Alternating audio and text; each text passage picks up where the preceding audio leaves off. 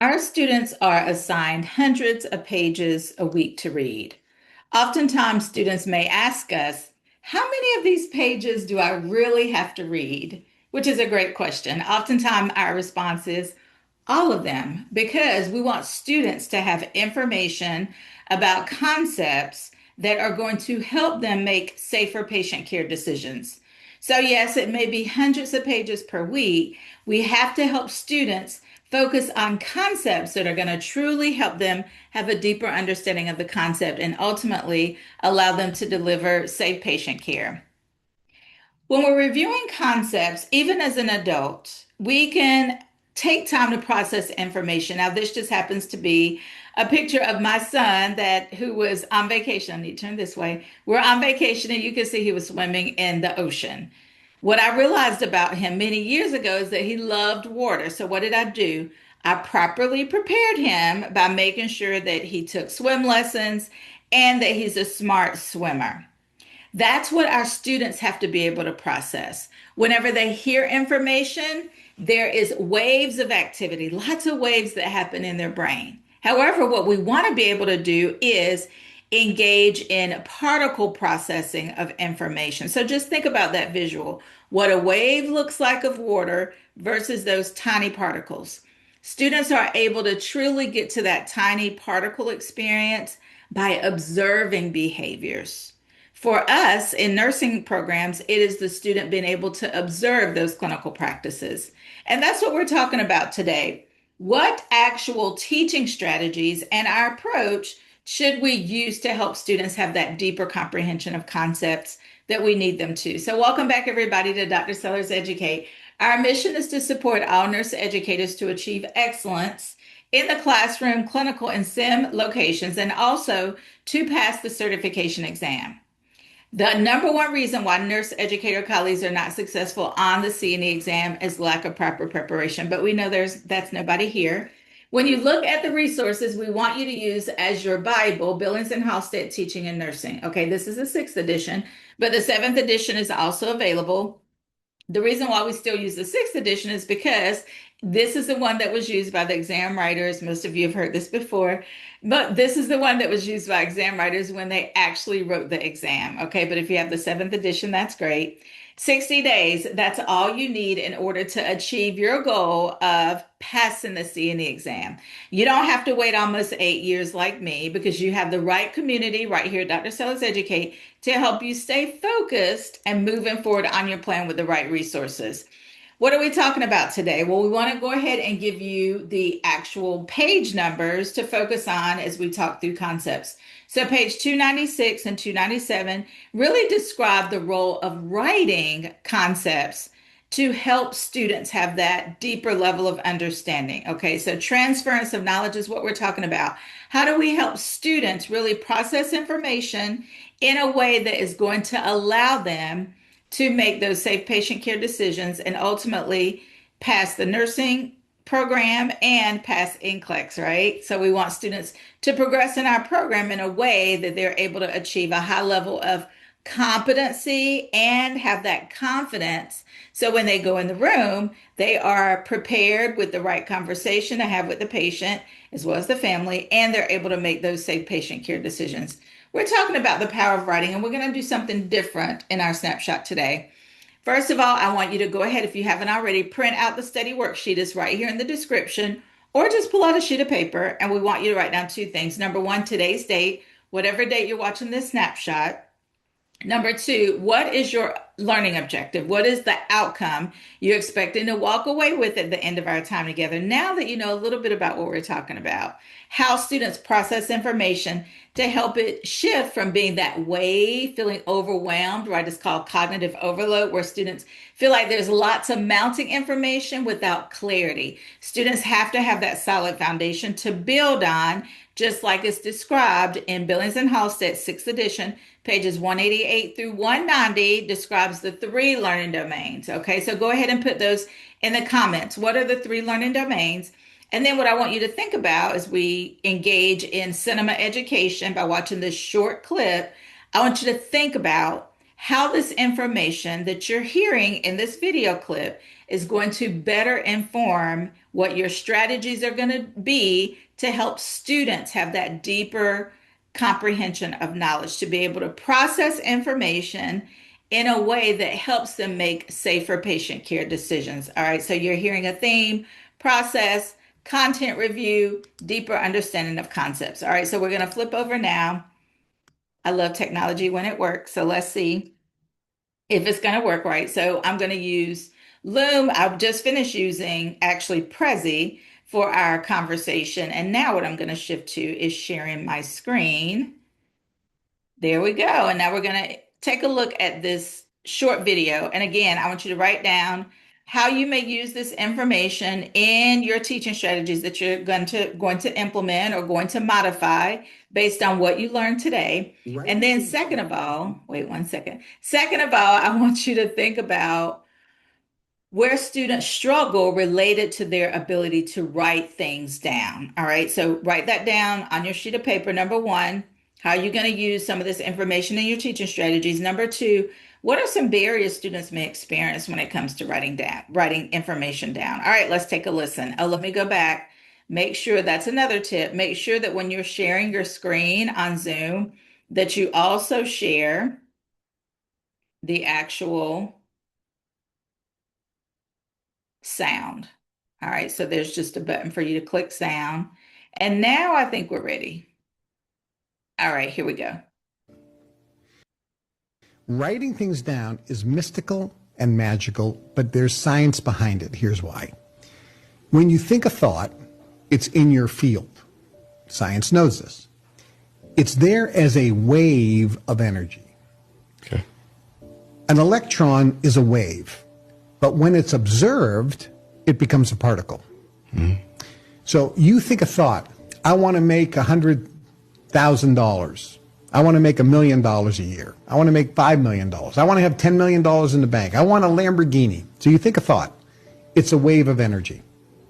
When you look at it and see a picture of it, it stops being a wave and becomes a particle because you've observed it. Okay.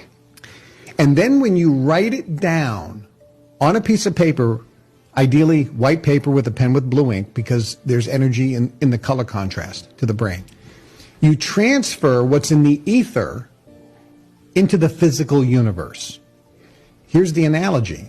If you look up in the sky and you see some clouds and you go, oh, it's an eagle. Within a second, the eagle's gone because the clouds move. Yeah. When you think a thought, oh, I want a Lamborghini, it's gone, just like the cloud. Unless you capture it and write it down on a piece of paper, you don't transfer what's in the ether into the physical universe. When you transfer it to the physical universe, it becomes now physical. It becomes real. Writing it down. Why is writing it down on paper better than if you type it into your phone or electronic device? When you write, and think of something that nobody does today, cursive writing, which is Palmer penmanship, right? When you write cursive, there are thousands of neurotransmitters firing off in your brain. Okay. And thousands of neural pathways because of the movements of your hand. So therefore, when you write down what you want, the impression that it's making in your brain is in thousands of locations. Okay. When you type, there are less than 24. Really? Yeah, because there's only 24 movements. Interesting. And if you use your thumbs and do this, there's 2. It's even less. Exactly. Wow, I thought that was incredibly powerful, discussing how information is processed differently when we actually write it down. Okay, so physically write it down. So think about how this information is going to better inform your teaching strategies and how you're going to leverage this information with your students so that they can engage in what's called the power of writing.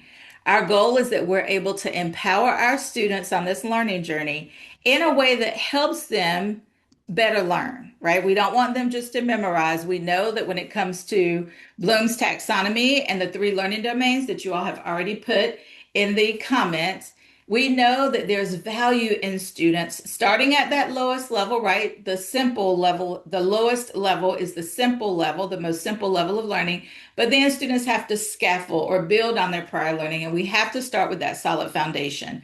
That's what the power of writing helps our students really facilitate, right? Really process information in a way that allows them to internalize it. And that's what we want with our nursing students. We want them making those safe patient care decisions, engaging in the development of clinical judgment so that patients have good outcomes. Family members get to take patients home whenever they're expected to, right? Not extended lengths of stay because there was an adverse event. So that's what we're talking about. Four essential parts associated with the power of writing. First of all, there are neural pathways, and that's what you heard described in that short video clip. There's this triggering of neural pathways that happen whenever we go to that particle level, right? We start with a more broad understanding of information when we actually hear it. However, when we observe it, we're able to look at it in a more finite way. And then when we actually write it down, it becomes even more triggering for us to remember that information. So we generate different neural pathways when we actually engage in writing. And this is the second point I want you all to remember is that it actually boosts our ability to achieve our goals by 42%. I don't know about you, but I always have a list of goals. And knowing that writing it down helps me achieve it, get 42% closer simply by writing it down is incredibly impactful. And we're going to cite that reference for you as well. And it improves memory retention. Remember where we started? We talked about how students can get overwhelmed when they have so much information, 300 pages to read in a week. That's on average. We know that there's lots of information that students attempt to process. However, what we know is that sometimes students engage in memorization, which is not going to be a benefit for them long term, sometimes even short term. And then the fourth part of the journey that we help students with when we talk about how we empower them through writing is that it creates optimal conditions for learning. When students are taking responsibility, taking initiative to write some of the information down, that is going to put them in a position to remember the information, to identify those key concepts that are going to help them make those safe patient care decisions. And third of all, it's going to help them process information that they know or perhaps that they don't know, right? So that's what we want. We want to optimize the learning experiences with our students. And we can do that, get one step closer by simply encouraging students to write it down, putting pen to paper. Where's my pen? I always have a pen nearby. Here it is. Putting pen to paper so students are actually engaging in tactile learning, right? Because they're writing it down, they're keeping their hands busy, and triggering those additional neural pathways like we heard about in the video. Frontiers in Psychology, this information was published in 2024, so you can see the actual link there. And then the next concept we want to talk about is one that may be familiar to you if you've received any training in competency-based curriculum. We begin with the end in mind. So we start with the understanding from the very beginning where we want to end up. So we start here at A, we're thinking about where they're starting from, and we're thinking about where we're going to take them. What is that journey going to look like? Beginning with the end in mind pushes us to really think about that student outcome. All right, so let me give you an example because the understanding of concepts are always better clarified, better comprehended when we actually put them in situations or context. All right, so as an example, when we think about your journey to achieve that passing score, whether that's NCLEX or CNE, just in case some nursing students are listening, your ultimate goal is to pass the exam. However, we know that there are steps all along the way that are going to support you to achieve success. So what would that look like?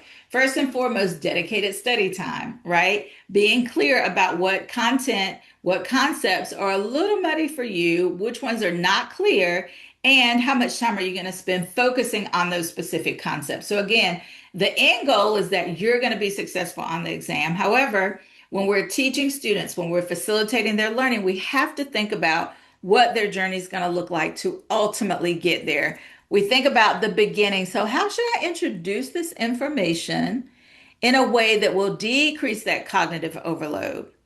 And what is the middle part? So maybe I open it with a statement. Maybe I open it with information about student success on NCLEX related to this specific concept, such as with pediatrics. Maybe I'm talking about the actual differences between medications, the amount for peds versus adult, because that's really important. We know the dosages are different.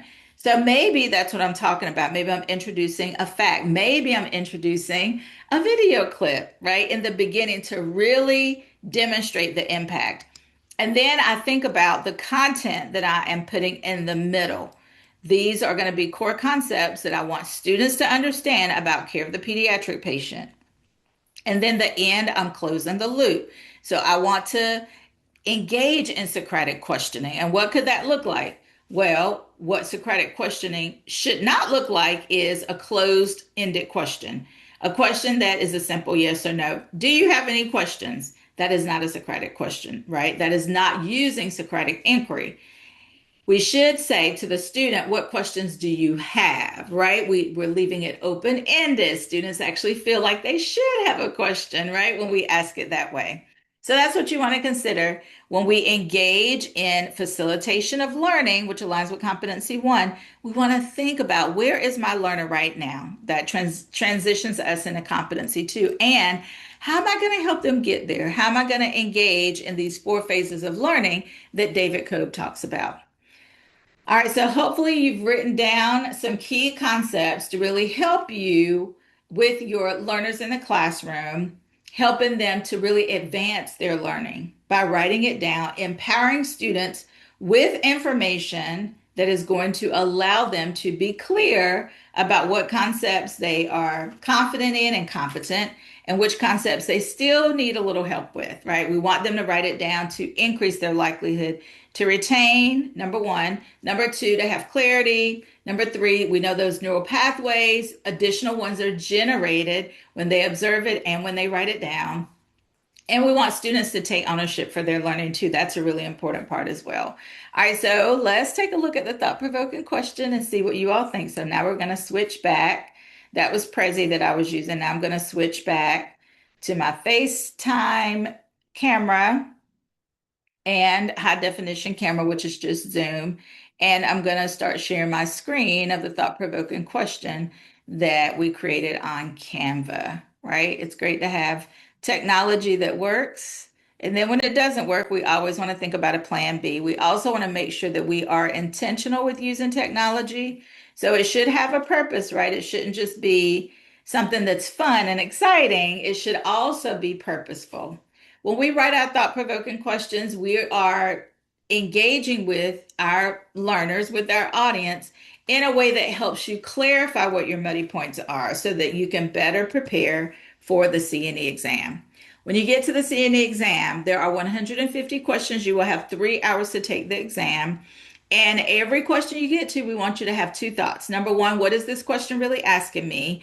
Number two, what is it I know for sure about concepts included in this question? All right, so let's see what you think, and no pressure because we don't write questions for the NLN exams, okay? These are truly thought-provoking questions. So you want to think about your rationale for the correct answer and the incorrect answers, okay? So a nurse educator is working with students who are struggling to retain and apply foundational concepts across the semester.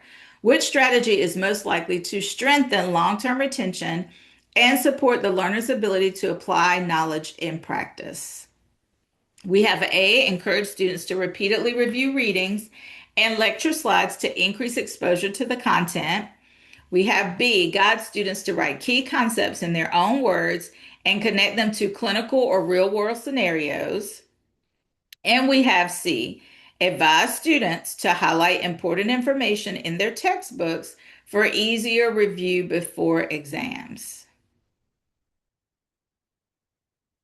All right, so I'll give you all a second to again think about the rationale for the incorrect and correct answers. That's going to help you go deeper in reviewing content that is truly going to help you transfer that knowledge over into the exam. Okay, that's why we don't call these practice questions. Number one, the commissioners asked us not to because we don't write questions for the CNE exam. So when you use the term practice question, one could say you're implying that we have inside knowledge about the CNE exam. So we want to make sure we're clear that these are thought-provoking questions. We want to trigger thoughts in a way that helps you have that deeper learning. So if you chose B, give yourself a round of applause. Now let's talk about rationale. It is aligned with competency one and two. Writing concepts in one's own words promotes active learning and deeper cognitive processing, which are essential for retention. Connecting those concepts to clinical or real world experiences, so students have to make sense, they have to make meaning of concepts in order for that knowledge to transfer. Professional development and the ability to apply knowledge in practice. And that is more aligned with competency two. Competency one, just as a recap, is all about my ability to show up in the classroom as an effective educator. I'm thinking about the teaching strategies that I'm using active teaching versus passive teaching. And what are those teaching strategies that I'm going to use and how they align with theory, which transitions over into competency two. Table 14.1 explores all of the major theories that you need to have knowledge about in order to do well on those questions when it comes to the CNE exams. And this is all across all of the four exams. So we have CNE, CNE Novice, which is designed for colleagues with less than 3 years of nurse educator experience. Then we have CNE Clinical for those colleagues that are in the simulation, the skills lab, and the clinical setting. And then we have CNE PV for faculty colleagues that are teaching in the PM programs or LVM programs. All right, so thank you all. If you were able to participate with our thought-provoking question, that's great. And now, as you kind of process the information, we want you to think about where do you go next? We shared some references with Billings and Halstead that you want to focus on, specifically page 286, looking at what is the value of writing, and pages 188 through 190, which explores the three learning domains. When you're on the journey to achieve that passing score on a CNE, it can quickly become overwhelming. You don't have to struggle. Remember that Dr. Sellars Educate is here to support you on your journey to achieve CNE success. The only way that you will not achieve success and ultimately reach that passing score is if you quit. We look forward to seeing you in the next snapshot. Have a great one, everybody. Take care.